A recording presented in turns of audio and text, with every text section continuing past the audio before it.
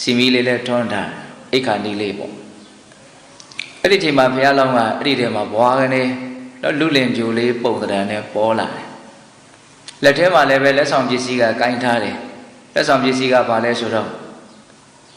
ရွှေပဲရုပ်တွေနဲ့ပြည်နေတဲ့ရွှေခွက်တစ်ခွက်တော်တော်လှတယ်ပေါ့နော်ရွှေခွက်ကအဲ့ဒီထဲမှာ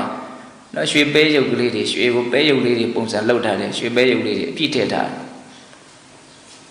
အဲ့ဒီလက်ဆောင်ပစ္စည်းကိုကင်ပြီးတော့ဘုရားလောင်းကစပြီးတော့စကားဆိုတယ်တဲ့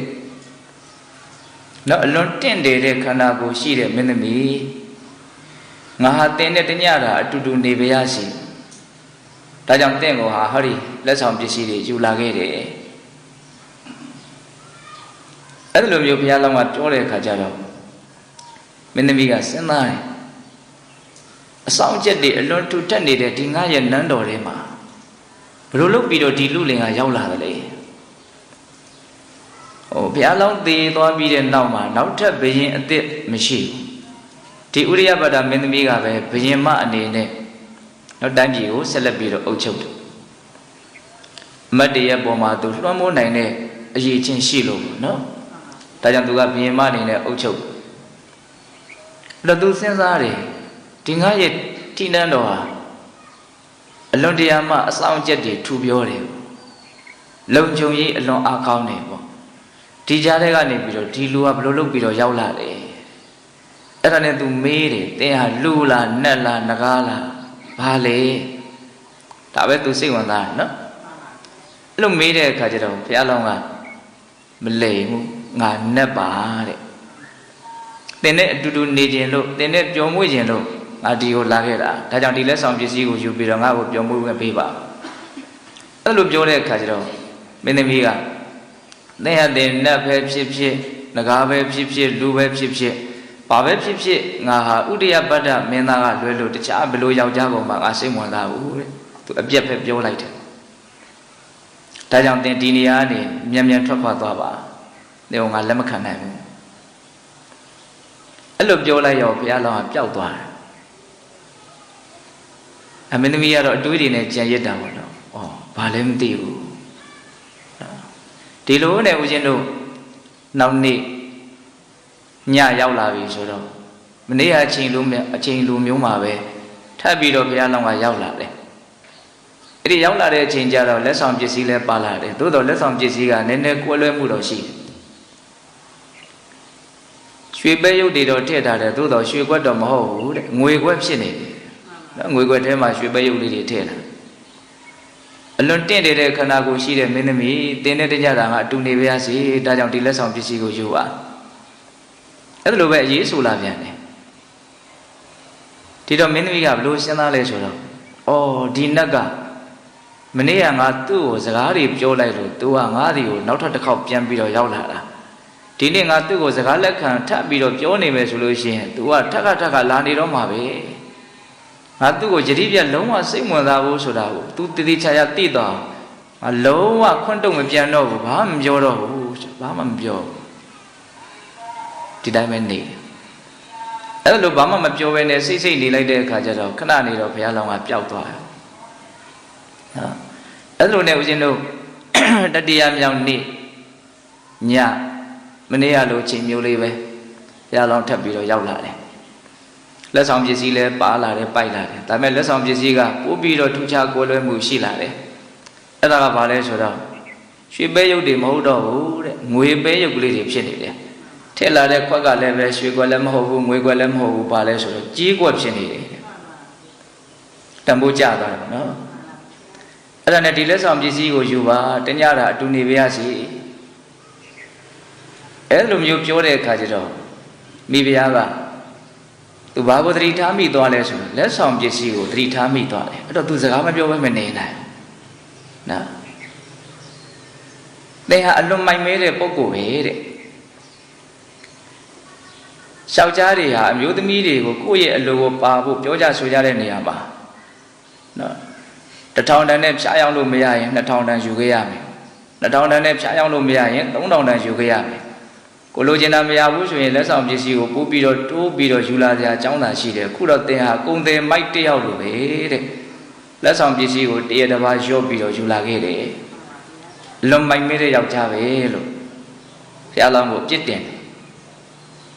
အဲ့ဒီလိုမျိုးပြစ်တင်တဲ့အခါကျတော့ဘုရားလောင်းကဘာပြန်ပြောလို့ဆိုတော့မင်းသမီးတဲ့ငါဟာမိုက်မဲတဲ့ကုံတယ်လူမျိုးမဟုတ်ဘူးတဲ့ငါဟာလိမ္မာကျွမ်းကျင်တဲ့ကုံတယ်လူမျိုးသားဖြစ်တယ်တဲ့ငါဟာကုံပစ္စည်းနဲ့ထိုက်တန်တဲ့အဖိုးခကိုသာလေငါပေးနိုင်တယ်ငါပေးလိုက်တဲ့တန်ဖိုးရှိတဲ့အရာဟာကုံပစ္စည်းနဲ့မထိုက်တန်တာမျိုးမဖြစ်စေရဘူးအချင်းဒီအလဟတ်ငါမပေးနိုင်ဘူးဘာလို့လို့လက်ဆောင်ပစ္စည်းကိုငါရော့ပြီးတော့ယူလာခဲ့တယ်လဲဆိုလို့ရှိရင်တဲ့တင့်ရဲ့အသက်ရဲ့အစင်းရဲ့ဒီနှမျိုးဟာတဖြည်းဖြည်းနဲ့ရုပ်လျော့နေလို့ပဲတဲ့ဒါလေးကို तू ကပြောကျင်လို့လက်ဆောင်ကိုတမင်တန်ဖိုးရော့ပြီးတော့ယူလာတာဒီဇက်တော်လေးကဒီအကြောင်းအရာကြောင့်လည်းပဲထင်ရှားတယ်ပေါ့ဟုတ်လားအဲ့လိုမျိုးဘုရားလောင်းကသူ့ကိုပြန်ပြီးတော့ပြောတဲ့စကားရက်တွေထဲမှာစဉ်းစားစရာတွေအများကြီးပါလာတယ်ပေါ့နော်အာယုဇဝန္နောဇမနုဿလောကေနိဟယတိမနုဇာနာတုကတေတေနေဝဝနေနဒဏပိတုံရှာနိဟယတိဇိနတရာတိဣဇာကာထာလေးနဲ့ပြောတယ်ဘုရားလောင်းကတုကတေတဲ့ကောင်းတဲ့ခန္ဓာကိုယ်ရှိတဲ့အလွန်လှပတင့်နေတဲ့ခန္ဓာကိုယ်ရှိတဲ့မင်းသမီးမနုဿလောကေဟောဒီလူလောကကြီးမှာမနုဇာနဲ့လူသားတို့ရဲ့အာယုဇာအသက်ဆိုတာဝန္နောဇာအစင်းဆိုတာနှမျိုးပြောတယ်နော်အဲ့ဒါတွေဟာနိဟိယတိအမြဲတမ်းရုပ်လျော့နေတယ်တဲ့အသက်နဲ့အစင်းဟာတစ်ချိန်နဲ့တစ်ချိန်အမြဲတမ်းလျော့ပြီးတော့လိုက်လာတယ်ဆိုလိုတာကတန်ဖိုးကျလာတယ်ပေါ့နော်အချိန်နဲ့မြတ်တန်ဖိုးကျလာတယ်တေနေနဝနေနအဲ့ဒီအသက်နဲ့အစင်းတက်ဟာလျော့ပြီးတော့ကျနေတဲ့အတွက်ကြောင့်တုံရှန်တဲ့အတွက်ဒဏ္ဍပိဥစ္စာပစ္စည်းကိုလည်းပဲနိဟိယတိငါဟာရုပ်လျော့စေတယ်တဲ့ဣဇအခုကိုပဲဇိနတရာပိတင့်ရဲ့အဲ့ဒီအစင်းတက်နဲ့အသက်တက်ဟာပို၍ပို၍နဲနေလိုက်နေတယ်လက်တွေ့ကိုသူကပြောတာအသက်တက်နဲ့အစင်းတက်ကရော့လိုက်နေတဲ့အတွက်ကြောင့်တဲ့အတွက်ဥစ္စာပစ္စည်းကိုလည်းပဲငါကလျှော့ပြီးတော့ပေးရတာအခုပြောနေတုန်းမှာကိုပဲတင့်ရဲ့အသက်တက်နဲ့အစင်းတက်ဟာရုပ်လျော့လိုက်နေတယ်တဲ့လက်တွေ့သူကပြောတာအဲ့ဒါကိုထပ်ပြီးတော့ထင်ရှားအောင်မလို့ပြောတော့ဆိုတော့ဧဝံမေပိက္ခမာနတရာဇပုတ္တိယတတိနိယတတိနိများသောအချာယံရှိတဲ့ရာဇပုတ္တိမင်းသမီးဧဝံဤသို့မေငါသည်ပိက္ခမာနတအခုလိုကြည်နေတုံးမှာကိုပဲအခုကြည်နေတုံးမှာကိုပဲ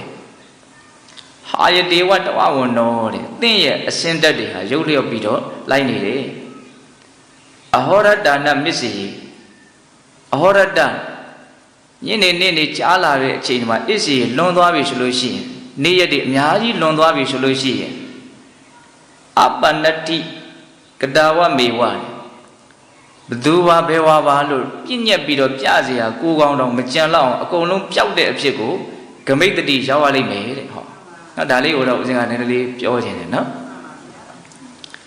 ငါကြည့်နေတော့မှာပဲတင့်ရဲ့အစင်းတက်တွေဟာရုပ်လျော့လိုက်နေတယ်နေ့ရက်တွေအများကြီးလွန်သွားပြီဆိုလို့ရှိရင်တော့ဒါဟာဘသူပါဘယ်ဝါပါလို့ပြเสียပြည့်ညက်เสียကိုတောင်မကြံတော့အကုန်လုံးပျောက်သွားမှာတဲ့အဲ့ဒီပျောက်တဲ့အဖြစ်ကိုရောက်သွားမှာလေဒါကိုနည်းနည်းစဉ်းစားနေခြင်းတယ်ခုတကယ်လို့ဦးဇင်းတို့မှာအဖေအမေဆိုတာရှိတယ်အဖေအမေရဲ့အဖေအမေဖြစ်တဲ့အဖိုးဘွားဆိုတာရှိတယ်အဖိုးဘွားရဲ့အဖေအမေရှိတယ်တကယ်ရှိရတယ်နော်ဆက်ပြီးတွေးကြည့်ပါတချို့ဆိုရင်အဖေအမေမရှိတော့ဘူးရှားလို့မတွေးတော့ဘူးစိတ်ထဲမှာဝူရိုဝါဒဓာတ်ပုံလေးပါလေးကြည့်ရတာလောက်ပဲရှိတော့တယ်နော်တချို့ဆိုရင်ပိုးတွေပွားတွေရှိတော့ရှိခဲ့တာပဲအခုတော့မရှိတော့ဘူးရှာလို့မတွေ့တော့ဘူးပျောက်သွားပြီလုံးဝပျောက်သွားပြီနော်ဒီအလွန်ရိုးရှင်းတဲ့ဒီသဘာဝတရားကိုနားလည်ဖို့လိုတယ်ပေါ့အကုန်လုံးပျောက်ခဲ့ကြပြီအဲ့တော့ကိုအောင်ဘယ်လိုနေမှာလဲလို့မင်းကိုလည်းပဲပျောက်သွားအောင်ပါအခုကတော့တဖြည်းဖြည်းရုပ်လျော့နေတဲ့အဆင့်ပဲရှိသေးတယ်နေ့ရက်တွေကြားလာပြီဆိုလို့ရှိရင်တော့လုံးဝကိုပျောက်သွားအောင်ပါဟုတ်လားဒါကိုသူပြောတာနော်အဟောရဒါနမစ္စေနေ့ရက်တွေအများကြီးလွန်သွားပြီဆိုလို့ရှိရင်ဒါဟာဘသူဟာဘယ်ဝါပါလို့ပြည့်ညက်เสียခန္ဓာကိုယ်တောင်မရှိတော့သည်အထိပျောက်ဝယ်သွားအောင်ပါတဲ့အဲ့လိုမျိုးပြောပြီးတော့ဘုရားလောင်းကတကယ်လို့သာသင်ဟာမြတ်တဲ့အကျင့်ကိုကျင့်မယ်ဆိုရင်သူတော်ကောင်းတရားနဲ့အညီနေနိုင်မယ်ဆိုလို့ရှိရင် သင်ဟာရုပ်ရည်အစဉ်အလွန်လှပတင့်တယ်တဲ့အဖြစ်ကိုသင်ရောက်ရလိမ့်မယ်တဲ့ဆိုလိုတာကနတ်ရဲ့အဖြစ်ကိုရောက်ပြီးတော့သင်ဟာရုပ်ရည်အစဉ်အလွန်လှပတင့်တယ်တဲ့အဖြစ်ကိုရောက်ရလိမ့်မယ်လို့ပြောတဲ့အခါကျတော့မင်းသမီးက